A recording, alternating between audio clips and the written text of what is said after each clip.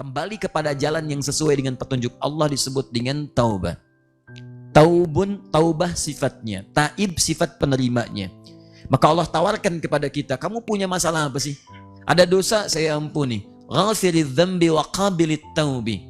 Saya sering katakan pada Anda, ghafir itu turunan sifat yang naik dari sifat afu.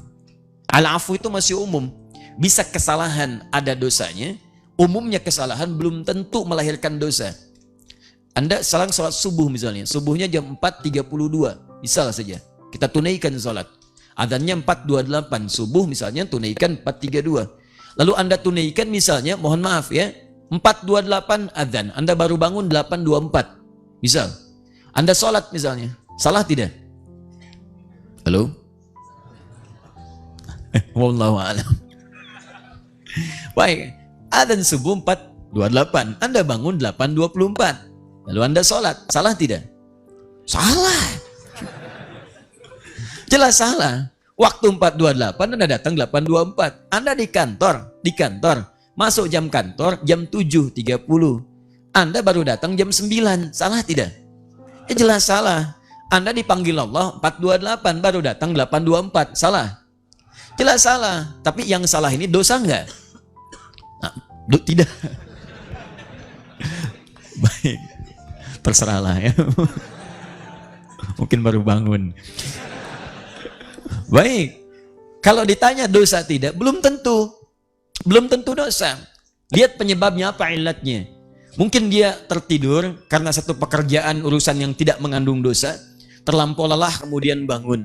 Atau jangan-jangan juga terpeleset, tahajudnya misalnya luar biasa khusyuk, istirahat tidur, bangun-bangun 8:30 misalnya kan? Tanpa direncanakan. Bangun dia, salah, iya, cuman dosa belum tentu. Nah Allah kemudian menurunkan sifat yang dengan sifat itu memaafkan kesalahan kita walaupun belum tentu mengandung dosa. Sifatnya disebut dengan al-afu. Kesalahannya disebut dengan khata. Kalau dikerjakan disebut dengan akhta. Kalau agak banyak disebut dengan akhtaun. Kalau kemudian mohon maaf lebih banyak lagi disebut dengan khataya. Tiap hari kita ngaku, setiap mau sholat kita katakan, dalam doa iftitah kita katakan, Allahumma ba'id baini wa baina khataya ya kama ba'adta bainal masyriqi wal maghrib. Banyak kesalahan kita buat, cuma belum tentu dari kesalahan itu mengandung dosa. Nah kalau kemudian, mohon maaf nih, bangunnya sama-sama 8:30, tapi motifnya kesiangan karena begadang yang tidak ada manfaatnya, tidak ada artinya. Begadang, boleh begadang kalau ada artinya. Yang ini nggak ada artinya. Ya, nonton bola terus dikejar-kejar sampai mepet subuh. Lihat, menang, ujungnya menangis, kalah jagoannya. Kalah, tertidur dia lewat waktu sholat.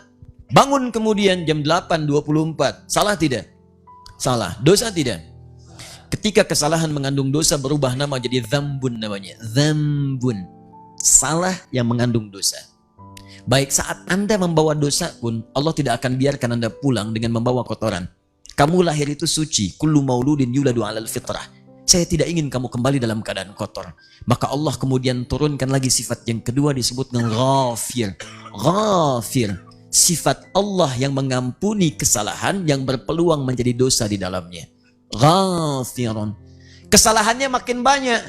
Bukan cuma sendirian, dia ngajak orang. Mau kemana? Tahajud. Tahajud sholat ya? Iya, sholat nomor 2. Nomor 1 sini dulu ikut nonton. Sama-sama terlambat. Naik levelnya dari dzambun jadi dzunubun. Agak semakin bertambah dosanya. Tidak dibiarkan. Sekalipun dosanya bertambah, diturunkan sifat yang ketiga. Namanya ghaffarun. Ghaffar. Ya, Quran surat Nuh ayat yang ke-10. Nabi Nuh berdakwah kepada umatnya. Banyak dilecehkan. Banyak kemudian dihinakan. Ada yang mengancam. Terakumulasi dosanya makin banyak.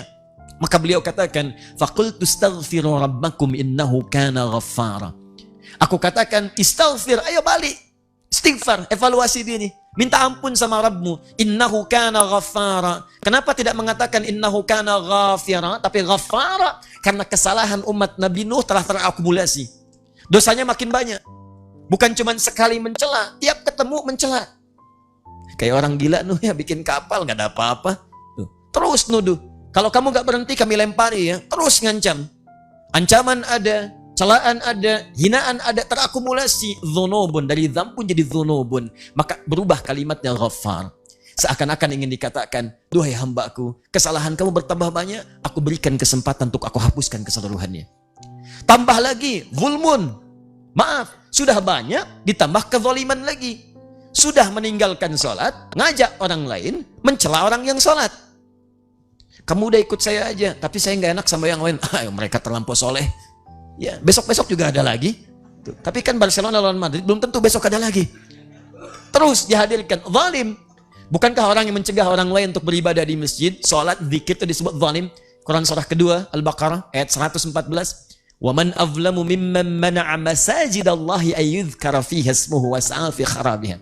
Siapa orang paling zalim yang mencegah atau memberikan hambatan pada orang yang pengen berzikir di masjid? Disebut zalim perilakunya.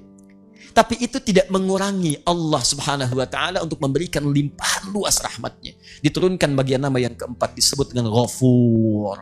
Ghafurun. Dzunubun ma'adzulmi, pasangannya Ghafur.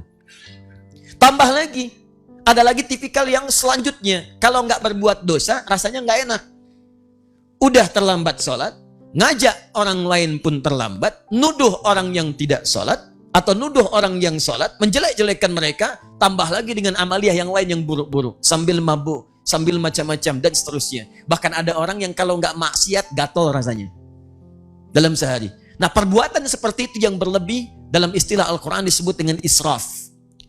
Asrafa yusrifu israfan. Israf, lebih berlebih.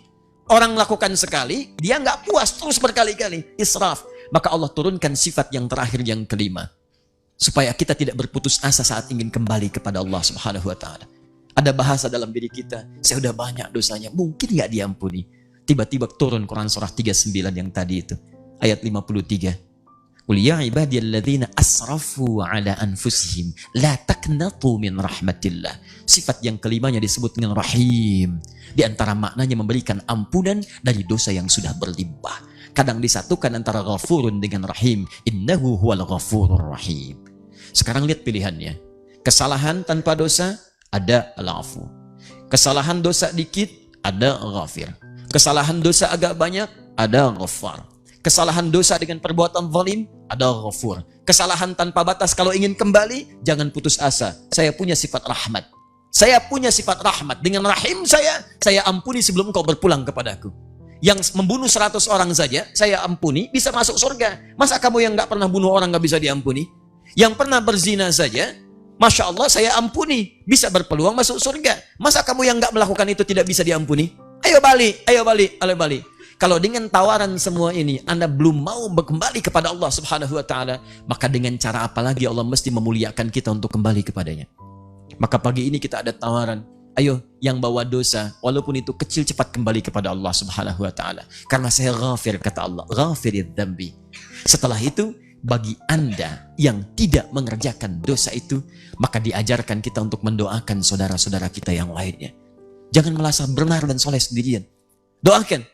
Bahkan ada bahasa yang indah, waqihimus sayyiat. Ya Allah, tolong hapuskan kesalahan-kesalahan mereka. Ya Allah, jauhkan mereka dari perbuatan yang buruk. Ya Allah, jauhkan mereka dari neraka. Ya Allah, gandengkan kami sama-sama ke surga.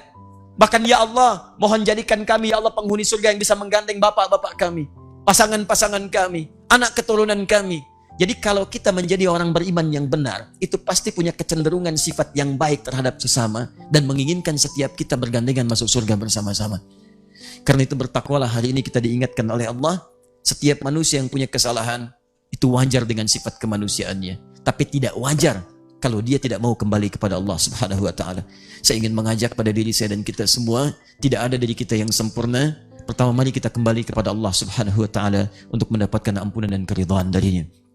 Yang kedua, kita saling mendoakan, dan minimal kita punya harapan bahwa saat masuk ke dalam surga itu kita akan bersama-sama bergandengan tangan dengan keluarga kita insya Allah.